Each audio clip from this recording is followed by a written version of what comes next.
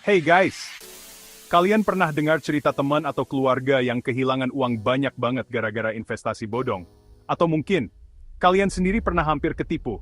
Ngaku aja, gak usah malu-malu. Aku juga dulu pernah hampir ketipu investasi bodong loh. Untungnya aku keburu sadar sebelum terlambat. Investasi bodong di Indonesia itu makin lama makin pintar loh. Mereka tahu banget gimana caranya bikin orang tertarik, janji manis, untung besar, dan katanya tanpa risiko. Ya kali, investasi kok kayak beli gorengan, pasti untung. Padahal di dunia nyata, nggak ada yang namanya makan siang gratis. Di dunia investasi, prinsipnya simple, untung besar, risiko juga besar. Jadi, kalau ada yang nawarin investasi dengan untung besar tapi tanpa risiko, udah pasti bohong. Nah, biar kalian nggak jadi korban selanjutnya, di video ini kita bakal bahas 5 jenis investasi bodong yang lagi banyak terjadi di Indonesia. Kita nggak cuma bahas ciri-cirinya, cici. Hajpeak Sweat Tips, biar kalian feel joy. Oke, yang pertama, skema Ponzi. Ini nih, modus lama tapi tetap aja banyak yang ketipu. Kenapa? Karena mereka jago banget mainin pikiran orang. Skema Ponzi biasanya nawarin keuntungan yang nggak masuk akal dalam waktu cepat. Misalnya investasi 10 juta, sebulan kemudian jadi 20 juta. Wow, cepet banget kayak masak mie instan. Tapi, tunggu dulu. Ada tapinya nih guys. Keuntungan itu bukannya didapat dari hasil investasi beneran, tapi dari uang investor baru yang masuk. Jadi, mereka ngegunain uang member baru buat bayar keuntungan ke member lama. Kayak lagi, main uang panas gitu deh.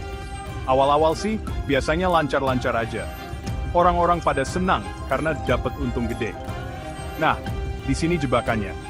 Mereka sengaja ngasih untung gede di awal biar orang-orang makin semangat ngajak teman atau keluarganya buat ikutan investasi. Semakin banyak orang yang gabung, semakin banyak juga uang yang masuk. Tapi, ingat guys, skema Ponzi itu kayak piramida. Suatu saat pasti runtuh. Kenapa? Karena nggak ada bisnis sungguhan yang bisa ngehasilin keuntungan sebesar itu terus-terusan. Begitu uang dari investor baru mulai seret, ya udah, ambiar deh. Yang udah keburu invest, uangnya lenyap dibawa kabur. Contoh kasus skema Ponzi yang sempat heboh di Indonesia. Antara lain Koperasi Simpan Pinjam Pandawa Group sama First Travel. Mereka nawarin investasi bodong dengan iming-iming keuntungan besar, tapi ujung-ujungnya bangkrut dan ngerugiin banyak orang. Jadi, gimana caranya biar nggak ketipu skema Ponzi? Pertama, jangan gampang tergiur sama janji keuntungan yang nggak masuk akal. Kedua, cek legalitas perusahaan dan produk investasinya. Ketiga, cari tahu sumber keuntungannya dari mana. Kalau mereka nggak bisa jelasin secara logis, mending kabur aja deh. Lanjut ke modus kedua, yaitu investasi emas atau properti fiktif. Emas dan properti itu emang investasi yang kelihatannya aman. Makanya, modus penipuan ini jadi makin sering muncul. Ada yang nawarin emas murah jauh di bawah harga pasar, atau properti dengan harga miring dan dijanjikan kenaikan nilai berkali lipat dalam waktu singkat. Wah, kedengarannya menarik banget ya. Siapa sih yang nggak mau punya emas atau properti dengan harga murah? Tapi hati-hati guys. Banyak kasus di mana emasnya ternyata cuma surat bodong, atau bahkan propertinya nggak pernah ada. Ingat kasus Koperasi Indosuria? Mereka nawarin produk investasi dengan jaminan aset properti, tapi akhirnya terbukti cuma tipu-tipu. Korbannya, sampai triliunan rupiah lenyap. Gila nggak tuh? Makanya, kalau kalian mau investasi emas atau properti, jangan keburu tergiur harga murah. Pastikan kalian cek dulu legalitas perusahaannya di OJK atau Bapepti. Jangan lupa juga buat mastiin fisiknya ada dan bisa dicek keasliannya. Kalau perlu, datengin langsung lokasinya atau cek keaslian emasnya ke toko emas terpercaya. Intinya guys, jangan gampang percaya sama janji-janji manis. Ingat pepatah lama, ada harga, ada rupa. Kalau harganya terlalu murah, kalian patut curiga. Bisa jadi, itu cuma jebakan Batman. Sekarang kita beralih ke modus investasi bodong yang lagi ngetren banget, yaitu trading dengan iming-iming untung pasti. Sekarang trading forex dan kripto lagi booming banget. Banyak orang tertarik karena potensinya yang gede. Ya iyalah, siapa sih yang nggak mau jadi sultan dalam waktu singkat? Tapi, di balik itu, modus investasi bodong juga makin banyak. Kalian pernah dengar tawaran kayak gini? Gabung trading, dijamin untung 10% per minggu. Gak perlu ngerti pasar, cukup setor uang, robot trading yang kerja. Wah, kedengarannya gampang banget ya. Kayak tinggal rebahan, uang ngalir deras. Tapi guys, kalau dipikir-pikir lagi, masuk akal nggak sih? Masalahnya, Gak ada trading yang bisa jamin untung tetap. Pasar itu naik turun kayak roller coaster. Kadang di atas, kadang di bawah. Gak ada yang bisa prediksi secara pasti. Siapapun yang ngerti trading pasti tahu bahwa risiko itu bagian dari permainan. Kasus kayak Binomo dan Quotex jadi contoh nyata.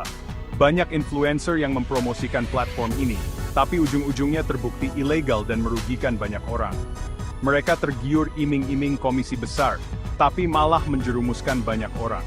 Jadi kalau ada yang nawarin trading dengan janji untung tetap, mending lari sejauh-jauhnya deh. Itu udah pasti bohong. Trading itu butuh ilmu dan pengalaman. Jangan gampang tergiur sama janji-janji manis. Ingat, untung besar, risiko juga besar. Kalau mau untung besar, ya harus siap dengan risikonya juga. Masih nyambung sama trading, sekarang muncul lagi modus baru, yaitu investasi robot trading abal-abal. Robot trading ini katanya bisa otomatis melakukan analisis dan transaksi tanpa kalian perlu repot. Kedengarannya canggih ya? Tinggal duduk manis, robot yang kerja, uang ngalir sendiri. Tapi guys, kenyataannya, banyak robot trading yang ternyata cuma dok. Mereka bukan trading beneran, tapi cuma nampilin angka untung palsu. Uang kalian sebenarnya nggak pernah diinvestasikan, cuma diputer-puter buat nipu investor baru. Kasus Net89 dan DNA Pro adalah contoh nyata gimana robot trading abal-abal bisa merugikan masyarakat sampai miliaran rupiah. Mereka ngasih iming-iming untung gede, tapi ujung-ujungnya bangkrut dan kabur bawa uang investor. Jadi kalau ada yang nawarin robot trading dengan janji untung tetap, mending cek dulu legalitasnya di Bapepti. Pastikan robot trading itu beneran jalan dan terdaftar di lembaga resmi.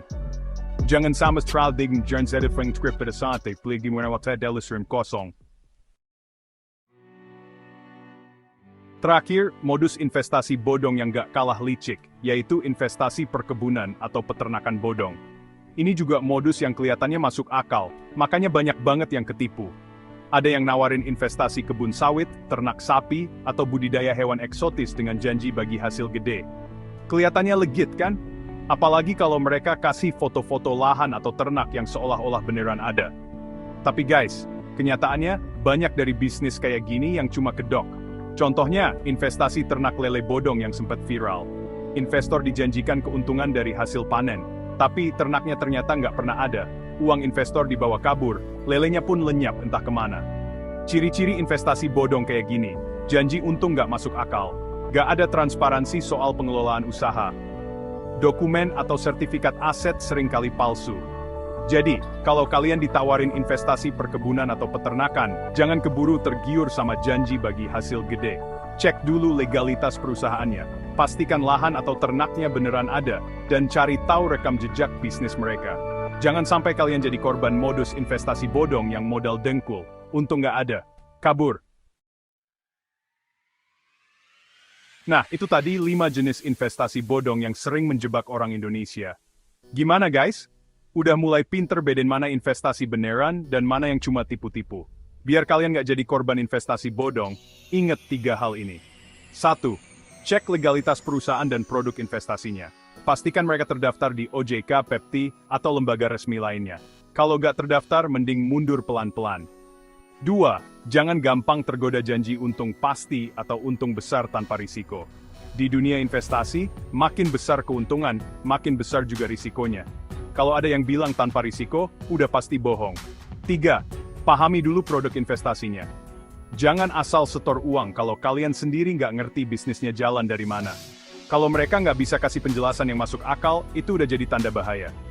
Kesimpulan, investasi itu penting, tapi lebih penting lagi untuk investasi dengan cerdas. Jangan gampang tergoda sama janji manis atau tawaran yang kelihatannya terlalu bagus untuk jadi kenyataan. Karena biasanya itu memang nggak nyata.